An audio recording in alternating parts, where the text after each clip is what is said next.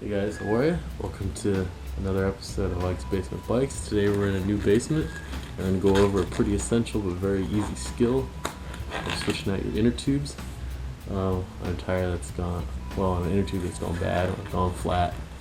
So we're going to handle that today, and we're going to be using a road bike as an example because that's pretty much what I have. We're in a different basement here, so yay for diversity.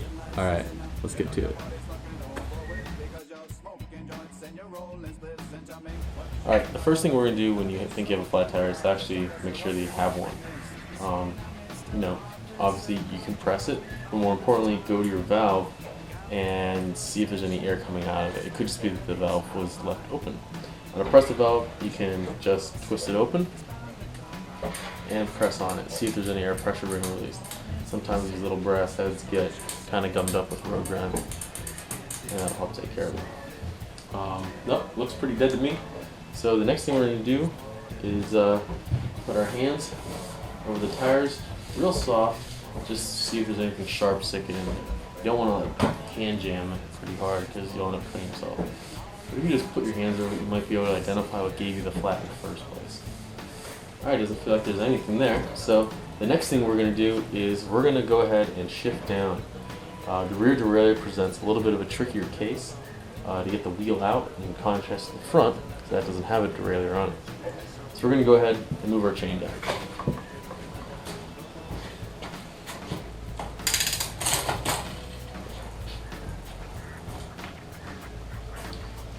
Now what that does is gives us the least amount of hassle whenever we're trying to take what's off my milk carton thing. Gives us the least amount of hassle when trying to put it back in. The next step you want to do if you're on a road bike is to actually flip the lever up on your brake caliper. That actually opens up the distance between the brake pads and the rim. Then on your quick release skewer, you're going to want to take your thumb, flick it out, unwind it a little bit, and it should give you a little bit of play. It should give you a little bit of space. And then just get it out, take your hand, pull it out of the chain, and voila, it's out. Alright, next part, getting the inner tube out of there. Alright, the next thing you want to do is take your new inner tube, and even though it may be new, you still want to check to make sure that it holds air, there's no little manufacturing defects, and to get out any little wrinkles. So go ahead, put it in your pump, give it one little bit of air, and make sure that it's holding.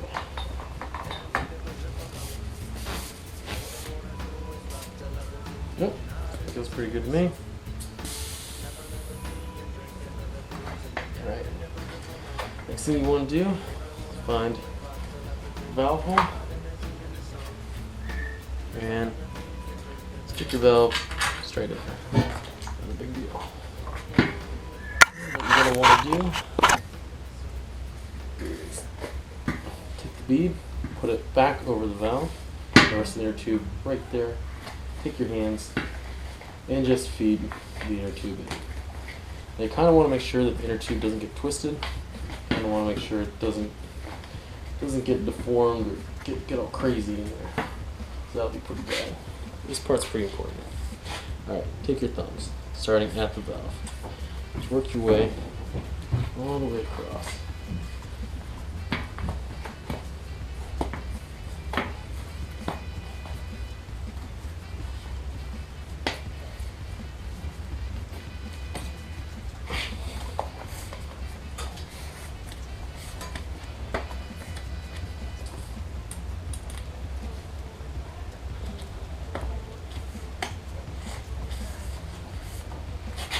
Now this is when sometimes it can get a little bit difficult.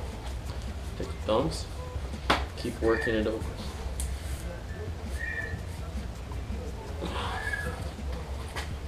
You have to stick more to get the tube up in there, go right ahead. It's going to get a little tight, especially with road tires. Mountain bike tires, not so much. Now, when you can't do any more with your thumbs, take your spoon lever, put it all the way up in, without pinching any of the inner tube. Let's go ahead and use use the leverage, flip it over. And that's it. Now your tire and your tube are ready to go. Alright, now you're going to want to take your quick release skewer, put it back in, thread on the nut side, just a little bit. Alright, we're good to go. Alright, this part's important. This is why we move the rear derailleur all the way across to the highest gear. You want to take your cogs, your cassette, and feed it on to the first cog. It's pretty important. Make sure it's actually in between the chain, out on top, not beneath it. And drag your wheel back. Make sure that the axle itself slides into the dropouts.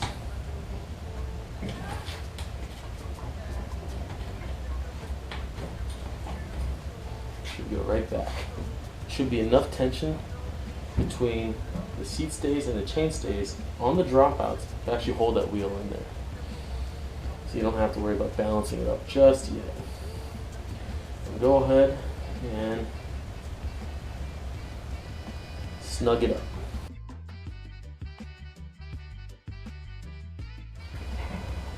Alright, now this part is pretty important. You kind of want to make sure that your wheel doesn't come out when you're actually riding. And a lot of times that'll happen if someone doesn't know how to use a quick release skewer correctly. So what you're going to want to do is tighten the nut side to the point that you feel a little bit of resistance by the time the spoon lever comes up about halfway. Just like that. As soon as it does, take the base of your palm and close it. At that point, you should have a pretty good idea of what it takes to really close a quick release skewer. I like mine a little bit tight, so there you go. Give it a spin to make sure that you actually have it centered. If you don't, you'll have the tire be rubbing on either side of your chain stays. And go ahead, close your lever back. Make sure that everything's working when you shift. There we go, that seems pretty good. Working seems spot on. Alright, excellent.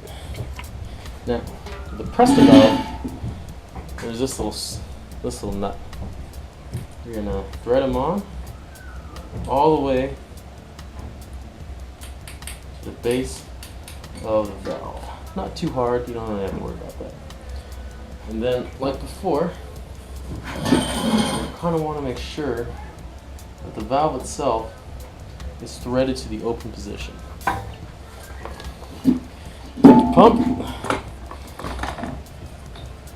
Then you're going to want to look on the side of the tire to see what its PSI rating is. This needs to be inflated between 80 and 115 PSI.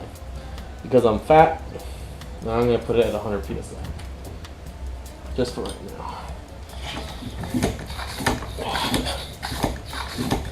What you're going to want to do is give it a couple pumps and make sure that the bead is actually seated all the way around. What you kind of want to make sure to avoid is an unseated bead. If that happens, the inner tube is going to push right through and it's going to sound like a mortar went off right by your head. It's going to suck.